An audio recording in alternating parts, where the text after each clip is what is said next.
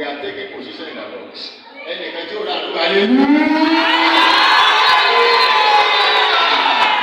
The Lord is good. Shall we pray? And that's the Lord. Ọlọ́run tó gbé Jésù ká dúpẹ́ lọ́wọ́ yìí. Fún orí ọ̀fẹ́ tá a nígbà nínú àkókò yìí, ayérayé bá ọmọ ẹ̀ wá. Bíbélì pé ní kìí ṣe nípa ọgbọ́n tàbí agbára kẹ́nìkan tó wọ́n bá ṣòro. Àánú la nígbà ló dáàbò ṣòro. Àsọpẹ́ ṣéwù. Àsọpẹ́ ṣéwù. Òkùnkùn fẹ́ pa ìjọ lẹ́nu mọ́. Ṣùgbọ́n ìjọ lọ́rùn ò gbà láyé.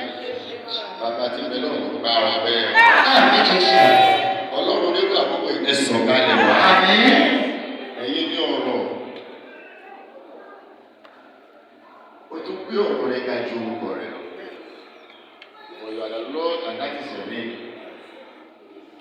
Gàdí gbogbo ọlá, gàdí gbogbo ọgbọ́n, gàdí gbogbo agbára, gàdí gbogbo orúkọ tá a dá láyé àti ọ̀rọ̀ Jésù ọmọ Ọlọ́run ẹ̀sán kalẹ̀ wá.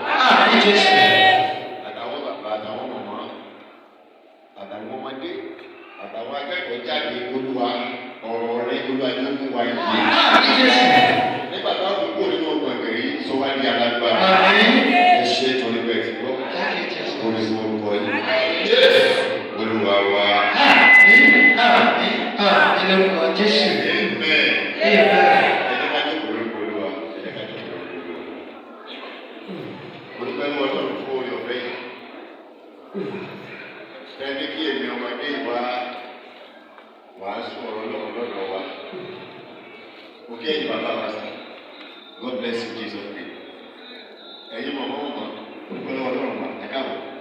Ẹ̀yin akẹ́kọ̀ọ́ jáde òkè wa. Gbogbo àwọn àgbẹ̀ pẹ̀ tí wọ́n ti dé àtàwọn tó bẹ̀ lọ́nà. Òkè wa káàbọ̀ sáà ni àwọn ẹ̀dùn Ọlọ́run fún ọ̀fẹ́ tẹ́ fún mi. And this opportunity I will not take it for granted. Praise the Lord. And I believe pé nígbà táwọn fi parí you will never be disappointed you invited me. In the name of Jesus. Ṣáájú gbogbo, it is of great opportunity to be here as a preacher this morning. I celebrate the Lord Jesus for the grace and my father and mentor.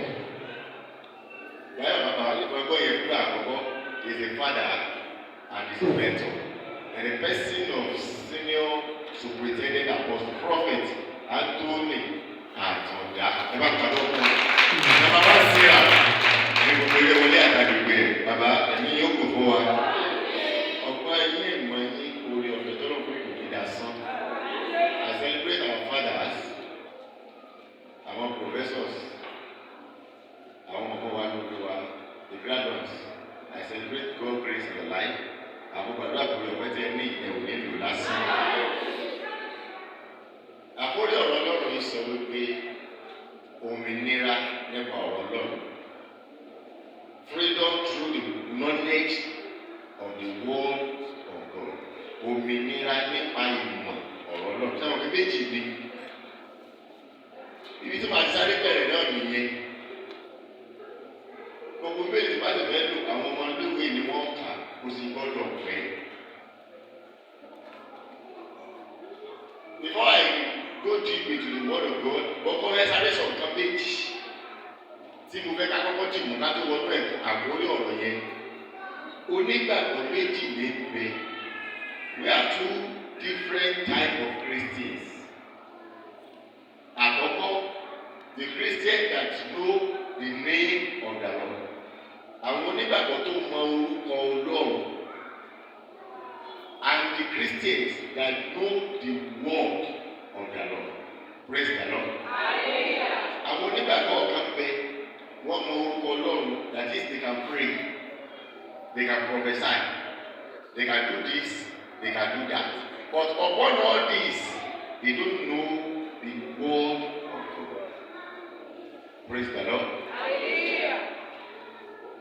But the other people, other part of Christian, they know the word of God, they act upon the word of God, and when you know and act upon the word of God, tell gbogbo ẹ̀kọ́ tó kù yẹn yóò wá máa bá Ọlọ́run ṣiṣẹ́, kò ní jẹ́ ìmọ̀ ara nìkan. Ohun tí mò ń wí bẹ̀yẹ̀ rèé, àwọn tó mọ àmọ̀dájú ọ̀rọ̀ Ọlọ́run ìṣe